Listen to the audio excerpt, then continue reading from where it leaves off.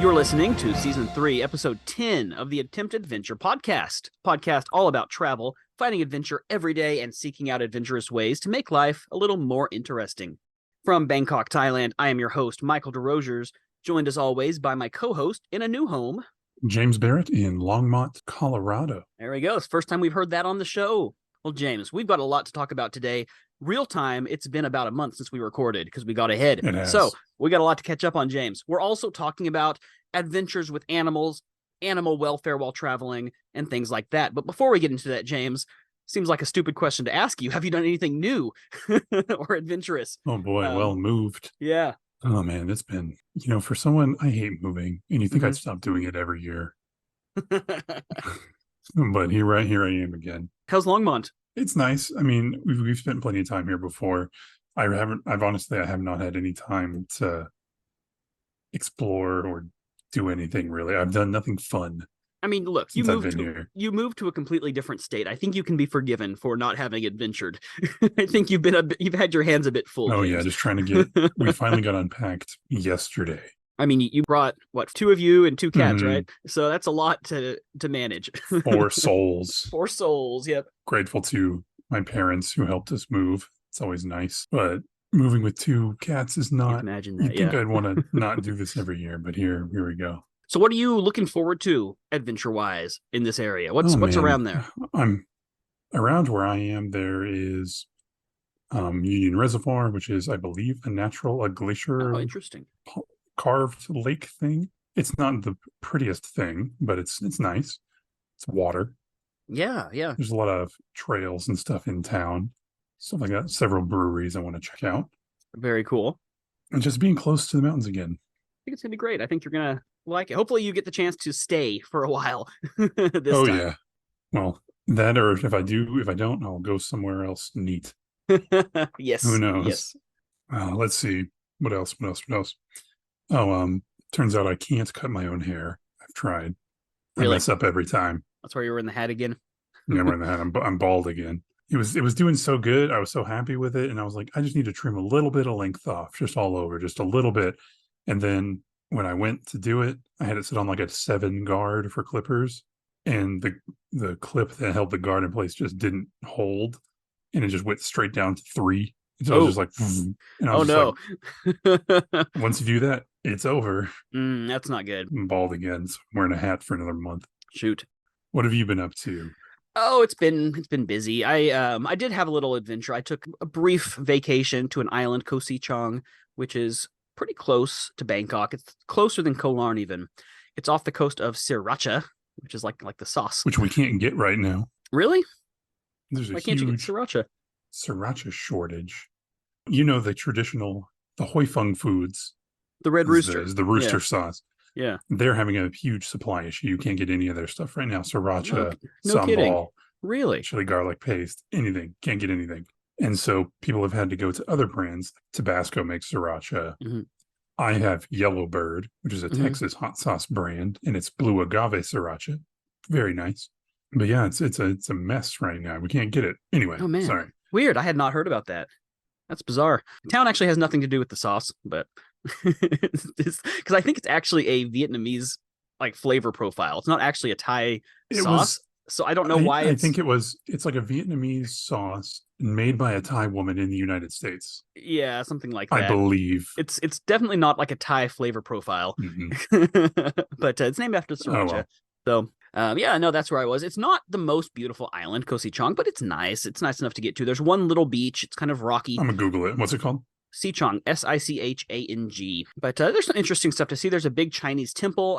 Actually, it was the site of a palace. It was the summer palace of King Rama V over 100 years ago. But then when the French were attacking from Indochina, they actually took the palace apart and moved it to Bangkok, took it apart piece by piece. And it's now the Teakwood Mansion in Bangkok. So, but the foundation of the palace is still there. And there's some some buildings that are still there, like some old guest houses where he would entertain visitors and things like that.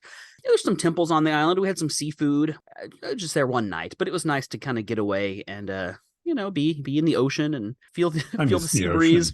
Yeah. Hey, it was nice. It was nice to get away. I'm looking at pictures. And it looks pretty nice. Oh yeah, it's a nice enough place. It's not like beautiful white sand beaches or anything like that, but it's an No, it's island. more So like a rocky coast kind of yes, island. exactly. Awesome. All right. Well, let's get into our topic. First of all, we do have a few quick announcements. Of course, we do want to shout out our Ko-fi page where you can make a donation and help support the show. No pressure. You don't have to. There's no extra content. Just if you enjoy the show and if you like it, it does help us out a lot. If you don't want to do that, yeah, maybe share or review the show. Even word of mouth is great and very, very helpful. Of course, you can always email us. We love hearing from you. Listener mail is another great way to help support the show. In fact, we did hear back from Nettie. He does still listen. We did. I am thrilled. So thank you, Nettie. You've been one of our Eternally grateful. longest supporters. Really appreciate you. Well, James, let's get into our conversation. Today we are talking about animal welfare, something that I have a lot of experience with just because I live in Thailand and there are a lot of sort of animal attractions in Thailand. And it's something that I think happens a lot, probably all around the world, but it's just very visible here. People come to Thailand, for example, and they want to see elephants.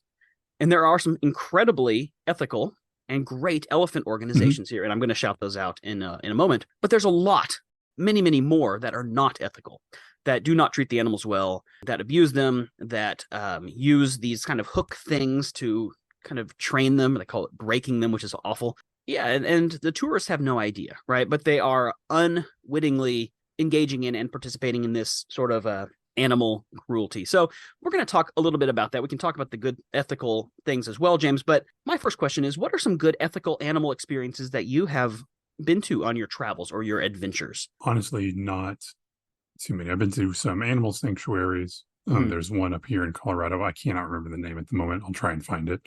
And they take animals from places like they have the tigers from the Tiger King Zoo. Oh, yeah. Or that person. And those kind of things. And it's an animal sanctuary. These animals cannot be released back into the wild. And so, in general, I try to avoid animal-based tourism simply because it's so hard to find which ones are good and which ones aren't. Some are very obvious, some not so much. We've been to one that was very much not. Yes. And we were like, that was bad. We did not know, right? We had no idea. We did not know. And we're like, and we won't talk about that. No. We're only going to give publicity to the good ones. Yes, but places like that where as soon as you walk in, you're like, oh, this is bad. And then you have places like the infamous Tiger Temple, which for the longest time portrayed them as being good. And they were doing this ethically and all these other things when in fact they were not. Right. And they got shut down because they turned out they were drugging the tigers. Yes. So in rule of thumb, I try to avoid animal tourism. In the US, it's not nearly as common outside of zoos. Again, with zoos in the United States, there are good zoos and there are bad zoos. Yeah. You have places like the Fort Worth Zoo, whose main focus is conservation and whose animals, I believe, couldn't survive in the wild. Right. And then you have places like, little podunk concrete zoos. And it's hard because, I love animals and you want to see animals. I would love to hold a baby tiger, but that's not easy to find ethically. Most places aren't going to be like, yeah, here's a tiger. We'll go into elephants in a second, but no ethical place is going to let you ride an elephant. Exactly. Period. It's a good rule of thumb. So I tend to not. Thailand is really sort of my only encounter with that kind of animal tourism. In the United States, I avoid it just out of caution. If you can dig in and really find sort of where is the money you're giving them going, what's their track record with animals? Long story short, I just try to avoid it when I can. You have to do a lot of research, not just reading reviews, but really, really researching and trying to find out.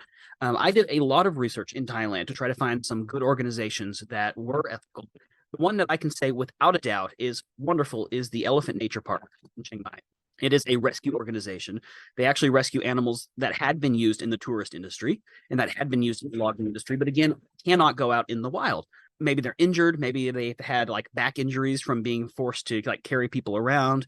There was one out there that had stepped on a landmine and actually wore a prosthetic leg. They can't live on their own. So this park is a massive land. It's huge. The elephants, of course, you can't ride them and they don't perform. They just live an elephant life. right? They do what they want to do. You can like feed them, Right. but you're not allowed to ride them at all. And if they want to go somewhere, they just go where they want to go, right? They're not like dragged around. They're not chained up. They're pretty much, I don't think free range is the right word for it, but they're just elephants, right? They're allowed to just eat elephants. But because of their past, because they've been rescued, they can't survive on their own. It's a great organization. I went there. I've been there a couple of times. One time I just went there just to kind of visit and spend the day with them. But the second time I went there, I actually did an overnight program where we stayed at the little sort of bungalow. And that was great because you got to spend a lot of time with them. It's so cool to be able to wake up in the morning and just like hear elephants, and you can like walk down to the river and just kind of watch them, playing in the water and bathing themselves and stuff like that. It's great. So if you do want to see elephants in Thailand, rule of thumb, if you're at just some regular tourist attraction and an elephant happens to be there, I would say do not give me money to ride it or take a picture with it. If you want to, specifically, Elephant Nature Park, I'm sure there are others, but Elephant Nature Park is a very good organization that does a lot of work in rehabilitating and rescuing these elephants that have been abused. Right. Tiger Temple, I'm very lucky. I never went to the Tiger Temple. Never saw it. I would have been probably very sad if I had. Yeah, because, I know people that have been. Yeah. I think part of it was that, it was a temple. It was a temple run by Buddhist monks. Yeah. And I think the general thought was that this is above board, maybe because they're monks. Right. Turns out not the case at all. It was just a money trap. It was just a tourist trap, and people will pay a lot of money to hold a drugged up tiger. And it's a shame. It's a shame that, again, I don't really have anything else to say about it other than it sucks. Yeah. I think some of the best things that you can do if you want to kind of have adventures with animals are, just if it's a place that you're able to go where the elephants or the animals in general are able to go where they want, then it's great. Like in America, there's plenty of places that you can drive through that have like wild bison, and they're just there, right? They're not like pets. They're not performing for anyone, but you can still see them and see them. I mean, pretty much any national park is going to have wild animals. You just don't mess with them. They're free. You can see them, like that bear I ran into a couple of months back. That was not someone's pet. That was not in a cage. It was just a wild bear. And I think that's a great way to get, I don't want to say up close and personal, because don't get up close to a bear, but a good way to actually experience animals. Just make sure that they're free, right? Make sure that they're not caged up or anything like that. Right. That's a tough one, because I understand the desire to be up close to these animals. Any animal. I understand the desire to, again, I would love to hold a tiger. Sounds awesome. But I can't think of anything, and I could be wrong. I don't know of any ethical places that do that, unless you work for a zoo and like you are the conservation guy. Yeah. You're like raising the tiger. Yeah, it's a little different. Yes. But just like me walking off the street, be like, hey, can I pay you $500 to play with tigers? And they're going to be like, no. Yeah. No. Yeah, exactly. Or you can just wander into the jungle. Well, and you might find one. Remember that time that we were in the jungle in Kanchanaburi? We had just gotten back from it wasn't really a hike, but like a little nature trail. And we saw the sign that was like, beware of tigers. Oh yeah, we were lost. We were just like in the jungle and just beware of tigers sign. We're like, oh, good. We weren't far from the visitor center. I don't think there would have been a tiger there, but it was still kind of startling to see it. Think about that. I'm not used to tigers. No. Mountain lions. Of course, our Carl, who was on an episode of the podcast, he saw a tiger in Thailand. He talked about it on the show. That would be a amazing experience to see a wild tiger in the national park. They are rarer and rarer. Yes. I'm not sure how many tigers are in Thailand. Not many, I don't think. It says about 160. Oh, this article says 250 to 300. I guess. I mean, okay, how do you count them? Really? I mean, it's really hard. It's an estimation. Yeah. So I guess another question that we have to ask is, what do we do about it? In the U.S., a lot of the issue is the exotic pet trade, because most states have very lax laws on owning exotic animals. It is typically not in a lot of states. You don't have to have any kind of permit or anything. It's weird. It's really weird. And the ones that you do, typically they're not that difficult to get. Well, like Tiger King, for example. All those zoos are perfectly legal. Yeah, they are. You just have to have a minimum amount of space per animal, I believe. Which I don't think is very big either. No, it's not. And so, yeah, how do we, as conscious and ethical travelers, try to discourage these kind of things? Maybe not the organizations themselves, because any organization like that is probably too big for one person to stop. And for every person that doesn't go, there will always be someone that doesn't care and goes. And this is if anybody listening has been to one of these places and didn't know anything, this is not a judgment. No, not at all. We have made the same mistake, and you go into something thinking it's going to be one thing, and it is not.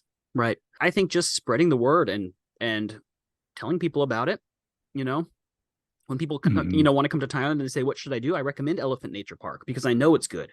For example, donating not just money, but even time, volunteering. You can volunteer at these good organizations. There's plenty of great people that you can volunteer with to help. As for not patronizing unethical organizations, I mean, again, there's not so much you can do besides just don't. I mean, you can't force other people to do or not do something. Right. But I think spreading the word, I think knowledge is really important. Try to tell people, like whenever the new teachers would come to Thailand, I would say, I know you want to see elephants. Here are the places that you can go that are good. Here are the places that you shouldn't go to. Yeah, because, for me, I wanted to see elephants. I've never seen one in Thailand. I want to see monkeys. I've never seen a monkey, which is apparently really easy to do. I just haven't been to the place that has the monkeys. It's actually weird that you haven't seen one. It's weird that I haven't seen a monkey. I've been to so many places. I'm pretty sure there were monkeys around where we've been, but I just never saw one. Saw a rat. That's not super surprising. The monkey of the ground. Yeah, there's definitely monkeys where I've been. Oh, for sure. Like there has to be. Oh yeah, not in Bangkok, but everywhere else we've been to. Wouldn't there be monkeys on like any of the islands? Oh yeah. Oh, for sure. They're everywhere, and they're little thieves too. They're mean. No, I'm pretty sure there's a couple kicking around Bangkok somewhere. Probably are. Yeah, they will steal your glasses and your water bottles and stuff. They're like coyotes, but they have hands. They're like coyotes mixed with like raccoons. With the brain of a toddler. If there's any artist out there, will someone please draw that? That's horrifying. If you have any artists listening, coyote with hands. Please draw a coyote with hands stealing Michael's drink. I guess other things that you can do would be like safaris, right? As long as they're genuine safaris, like photo safaris. I'm not all about hunting. I'm not into hunting. Yeah, I would say tigers in general are just a no-go. Riding elephants are a no-go. I know this is very Thai specific. Here's what I'm not sure about. Swimming with animals, like swimming with dolphins. I think if it's in like a pool, I would say it's probably not good. If it's in the ocean, I don't know. I actually don't know, James. I have no idea. What do you think about that? That one's hard. Yeah. That one's harder, I think, because I am generally against keeping animals like dolphins, whales, those kind of things in captivity in general. Right. Unless it's rehabilitation oriented, in which case you won't be swimming with them. Now, there are places, I know, like the Georgia Aquarium is like the largest aquarium in the world, and its main tank is big enough for like whale sharks. And you can dive with them. And I really want to do it. Now, that's a hard one. Like, am I a hypocrite because of that? I know people typically don't view aquariums as much as they do like terrestrial things. Well, like fish, I'm not overly bothered about, but mammals like whales and dolphins, that's kind of a different story. I'm against it. Yeah. I've been to SeaWorld as a kid.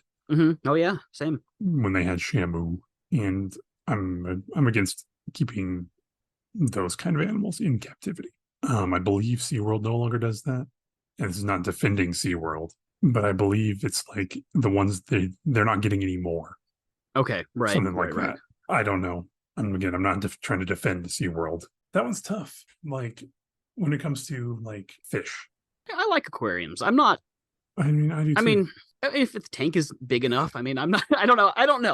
I'm sure there's people out there that disagree with me. I mean, but yeah, I mean, like the Dallas World Aquarium was fantastic, and that's a great aquarium. Big tanks. Because it's the same thing, basically. But I mean, I think I would feel the same way if I went somewhere. Like, sometimes you go into when the grocery stores had the lobsters in the tank. That was always sad. And I'm sure you can go to some podunk zoo somewhere that has some aquarium. Fish in a tank. Yeah. And it's bad. I think how they're treated is just as important as a terrestrial animal. Maybe it's just easier to treat them well, or it's harder to be cruel to them. I don't know. I think there's a question of like intelligence. Yeah. Definitely. It's hard. I mean, I've swam in the ocean with wild fish, and that's great. So have you. We've been snorkeling. Oh, yeah. Yeah. Absolutely nothing wrong with that. That's just, You're just in the No, water. I this mean, is if you're good in the fun. ocean, you're going to have fish.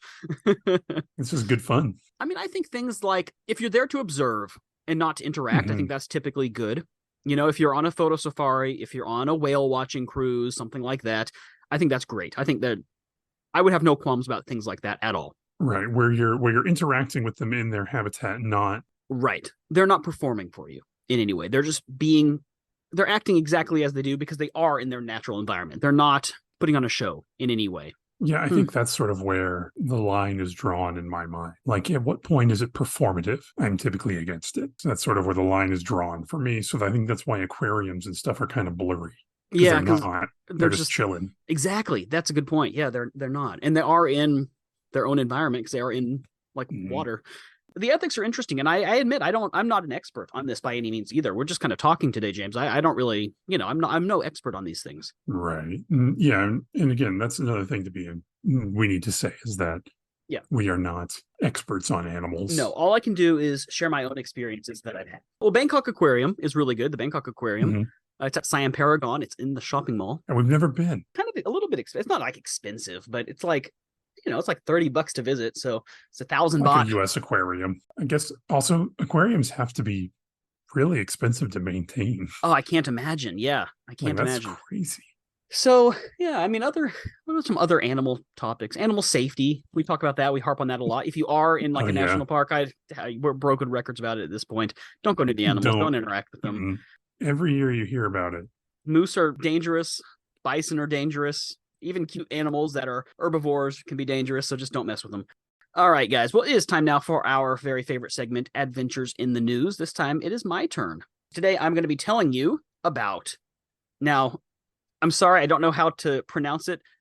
Torbjorn Peterson. Yes, of course. Torbjorn. His name has like the O with the diagonal line going through it. He's Danish. His nickname is Thor, so we'll call him Thor Peterson. That's a lot easier. After leaving home in Denmark in October 2013, 44-year-old Thor Peterson has finally arrived in the Maldives in May, making him the first person to visit all 195 sovereign states and an additional 8 disputed territories without flying.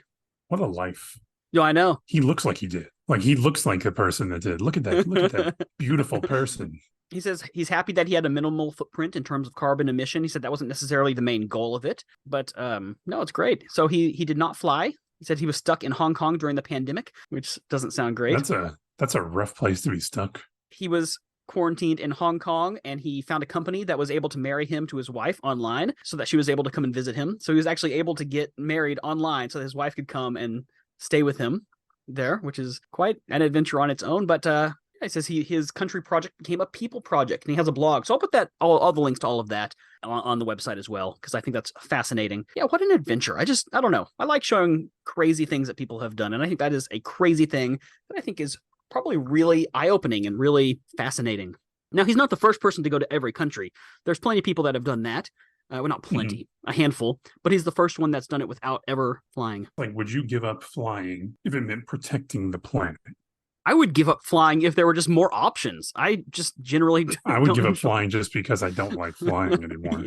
Yeah, I'm so sick of it. But yes, I would. I really would. If it helped the planet. I mean, problem is I have to travel. I can't take like a steamer boat across the ocean to visit my family. And I'm like, I want to see my family, Yeah, 6 months of travel. That was kind of the same. I was thinking of that. I was like, another thing that tells you how big the United States and how lacking our nationwide transportation network is. Right. The only one we got is Amtrak, and Amtrak is woefully lacking. Completely underfunded. And so basically, I was looking it up. Like, if I lived in Texas and wanted to go, say I lived in Dallas and my family was in San Antonio, you can take an Amtrak. It's one train, Dallas, San Antonio, 7 hours. Fine. 3 hours longer than driving. Yeah. Which is kind of annoying, but not the end of the world. From Denver to Dallas is 47 hours. Or a 12-hour drive. That makes no sense. No. At all. It's terrible. At all. Yeah. And I'm just like, because I was like, I could do that. And it costs more than flying. Yes, and that's the absurd part. Tell me why this train ticket costs $300 one way from Denver to Dallas. That makes no sense at all. No, it's ridiculous. It is really absurd. Here in Thailand, I do take the train a lot. And I take it whenever I have the chance to, or whenever I have the opportunity and time to do it. And yeah, it obviously takes longer than flying, but it's definitely cheap. Like, to fly to Chiang Mai is probably oh, I don't know, 50 to $100. To take a train is 20, 30, something like that. Yeah, and it's longer, but it's not bad. And you get the scenery. You can like stretch your legs and you have a bunk, as long as you're in like at least Right. second class. Third class you get a chair, but second class you get a bed, and first class you get a private compartment. And it's better for the environment as well, for sure. That was just something that was on here. Yeah. I mean, I would if I had the opportunity to. There just aren't as many opportunities to do that, to not fly. There's unfortunately there's just no other option at the moment. For me, yeah, you can rent a bunk on a merchant ship, but it takes 6 months and costs a bunch of money. There's no like ocean liners anymore. I think there's one. I think the Queen Mary 2 is the only one, and that's like a really expensive cruise ship. I think that's so. the only remaining ocean liner that actually crosses the ocean. Queen Mary 2 luxury cruise ship. Only remaining ocean. Yep, RMS Queen Mary 2. The only ocean liner still in service is the RMS Queen Mary 2. Let's see, 7 nights, $1,200. Yeah, which I mean is actually cheaper than I thought. But that's for the most basic room you can get. Yeah, but also like flying from New York to London how much is a ticket? Way cheaper. Yeah, from New York to London, $700, $600. And remember, this is one way ticket from New York to London. New York to London flights, $400. Okay, not bad, and a lot faster. So, actually, the cheapest, $270. I'm getting to New York is a little pricey, I guess. But hey, man, you could go to England. You could take a weekend trip. I could, I guess. Even in the U.S., where my wife hates flying.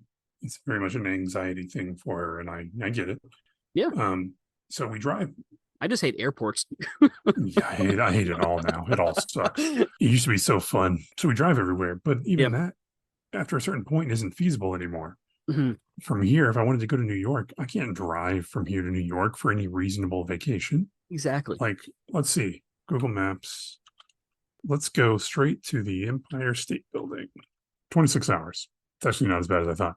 Well, it's not that bad, except for the fact that when you're actually driving, you're actually driving. So you can't just do it for 26 hours. It's not like a 26-hour train ride is not that bad because you can sleep and you can watch a movie and, read a couple books. Yeah, but here I'm driving anyway. I don't know. Yeah, you're right. The infrastructure needs a lot of work in the U.S. And we've gotten off topic. But like, for example, you can take the train from Singapore to London. You can't do that in America. You can't easily take the train even across the U.S. What train does that? Oh, it's all sorts of trains. I mean, first you're taking the train across Malaysia. I mean, you're changing trains, but then you take Thai rail, then you go up to Laos, and then Laos has a bullet train now that goes to the Chinese border. Then you take the bullet train up to China, and I think it's the Trans-Siberian Railroad that actually crosses Russia and China into Europe. And once you're in Europe, you just get on the Eurostar and you go to London. Singapore to London by train. It takes like 6 weeks or something crazy. Also not really feasible. No, but... And that's a lot of visas to deal with. But now that Laos has a bullet train, they've closed the link. Oh, this is cool. This gives you step-by-step instructions on how to do it. So anyway, yes, I would if I could, James. If I had the time and the money to do something like that, I would absolutely love to. But it's not feasible. But good for Thor. Oh, yeah. God of Thunder himself. All right, folks. Well, thank you all again for listening today. If you enjoyed the show, don't forget to subscribe. Consider giving us a good review on the podcast app of your choice. We'd love a 5-star review. It'd be really nice if we could get some. Well, we have some. It'd be nice to get more. It's always good to get praise.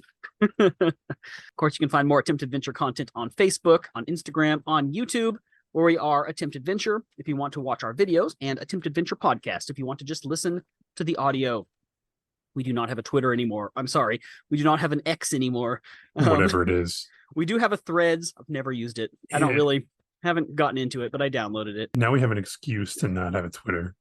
I have never seen a product become so poorly managed in my life. So quickly. Anyway. All right, folks. We will be back again in a couple of weeks' time. Till then, keep adventuring.